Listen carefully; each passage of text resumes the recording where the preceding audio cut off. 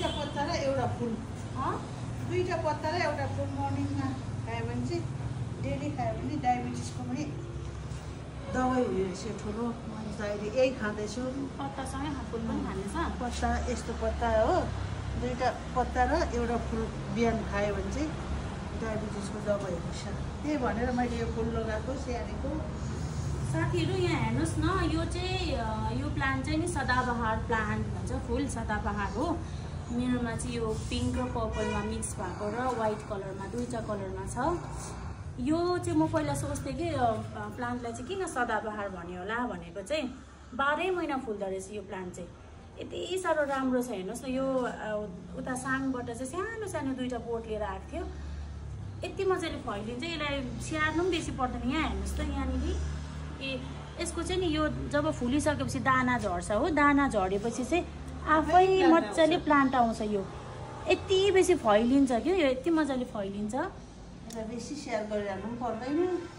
यसको पत्ता र फुल चाहिँ एकदमै दबाई रहेछ। मम्मीले चाहिँ यो बिहान बिहान कि डायबिटिज पेसेन्टहरूले चाहिँ नि यो पत्ता र यो प्लान्ट चाहिँ खायो भने चाहिँ एकदमै राम्रो डायबिटिज कन्ट्रोल हुँदो रहेछ। र यो मैले पनि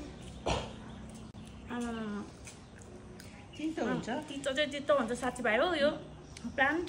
तर दामी हुन्छ क्या, प्रेसर पनि लो गर्छ यसले चाहिँ। एकदमै तपाईँहरूले यो प्लान्ट घरमा राख्नुहोस्।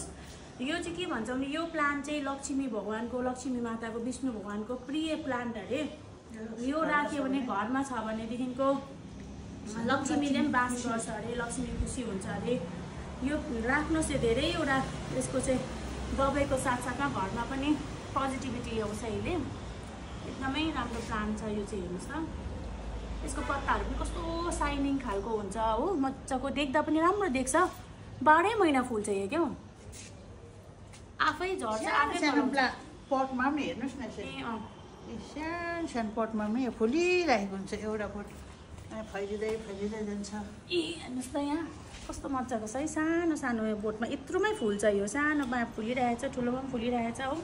फेरि थाहै नपाइकन त्यो अगाडि नै यसको यो अगाडि आफै फैलिएर आफै उम्रेको हुन्छ यसरी। यति साह्रो राम्रो चाहिँ यहाँ हेर्नुहोस् न, सानो सानो फैलियो आफै। कताबाट हो, कताबाट एउटा कि दुईटा प्लान्ट उता सानबाट सिरानीबाट सुजुले दुईटा बोट ल्याएको थियो, त्यतिकैमै फैलिएको मैले। साह्रो राम्रो देख्छ। र यो चाहिँ तपाईँहरूले यसो लक्ष्मीलाई मान्दाखेरि पूजा गर्दा पूर्णिमाको दिन नि चढाउनुहोस्। सानो सानो फुल 1-2वटा भए पनि यो शिवजीलाई चढाउने पनि सेतो पनि हुन्छ। यो पनि लक्ष्मीलाई चढायो भने घरमा